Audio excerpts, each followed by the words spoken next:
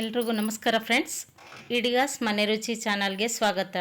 Recipe ಶುರು ಮಾಡೋದಕ್ಕೂ ಮುಂಚೆ ನೀವು ನಮ್ಮ ಚಾನಲ್ಗೆ ಫಸ್ಟ್ ಟೈಮ್ ವಿಸಿಟ್ ಮಾಡ್ತಿದ್ರೆ ಪ್ಲೀಸ್ ಸಬ್ಸ್ಕ್ರೈಬ್ ಮಾಡ್ಕೊಳ್ಳಿ, ಹಾಗೆ ಬೆಲ್ಲೈಕನ್ನ ಒತ್ತಿ, ಹಾಗೆ ಶೇರ್ ಮಾಡಿ.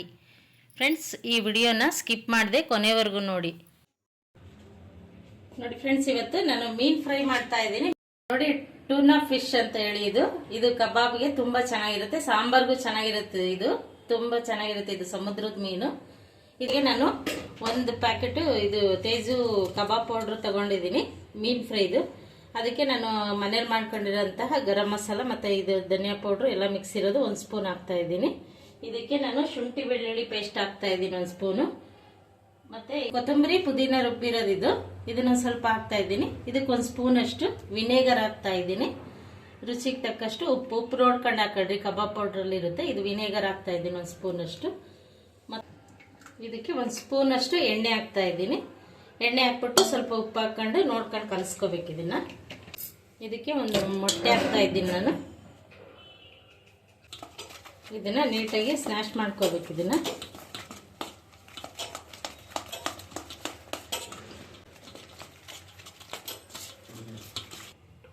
ಮಸಾಲೆ ಎಲ್ಲ ರೆಡಿ ಮಾಡ್ಕೊಂಡಿರೋದನ್ನ ಹಚ್ಚುತ್ತೀನಿ.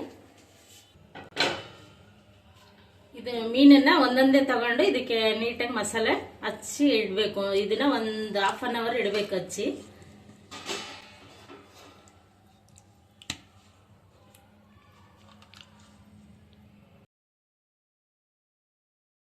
ಫ್ರೆಂಡ್ಸ್, ಇದಕ್ಕೆ ಫಿಶ್ಗೆಲ್ಲ ಇದು ಮಸಾಲೆ ಎಲ್ಲ ಹಚ್ಚಿದ್ದೀನಿ.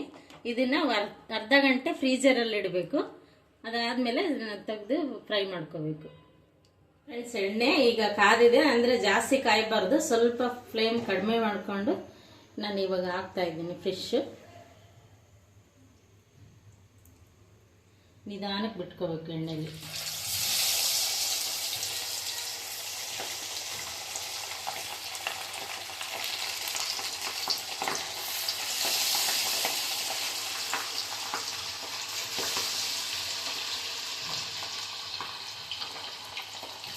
ಇದು ಬೆಂದ್ಮೇಲೆ ತಳ ಬಿಡುತ್ತೆ, ಅಲ್ಲಿವರೆಗೂ ಸುಮ್ಮನೆ ಇರಬೇಕು. ಮತ್ತೆ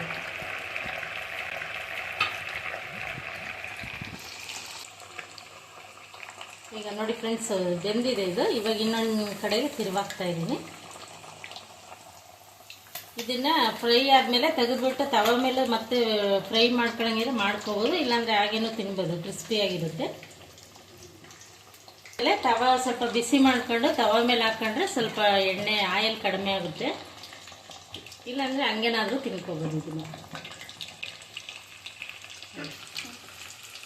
ನೋಡಿ ಫ್ರೆಂಡ್ಸ್, ಆಗಿದೆ. ಇದು ತೆಗಿತಾ ಇದ್ದೀನಿ ನೋಡಿ.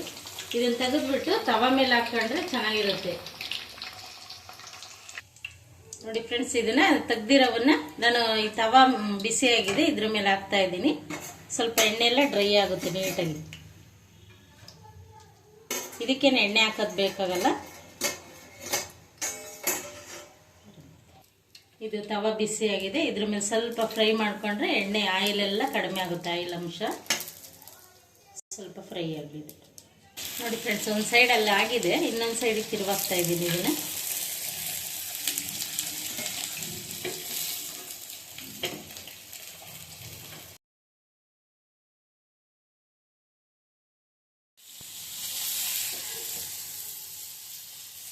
ಈಗ ನೋಡಿ ಫ್ರೆಂಡ್ಸ್, ಆಗಿದೆ. ಇದನ್ನ ಸರ್ವ್ ಮಾಡ್ತಾ ಇದ್ದೀನಿ. ನೋಡಿ, ಆಯಿಲ್ ಎಲ್ಲ ಡ್ರೈ ಆಗಿದೆ ನೀಟಾಗಿ.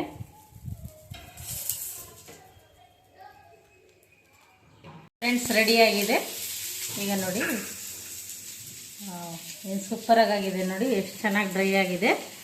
ಈ ರೀತಿ ಒಂದ್ಸಲ ಟ್ರೈ ಮಾಡಿ ಫ್ರೆಂಡ್ಸ್. ಹೇಗಿದೆ ಅಂತೇಳಿ ನನಗೆ ಕಮೆಂಟ್ ಬಾಕ್ಸಲ್ಲಿ ತಿಳಿಸಿ.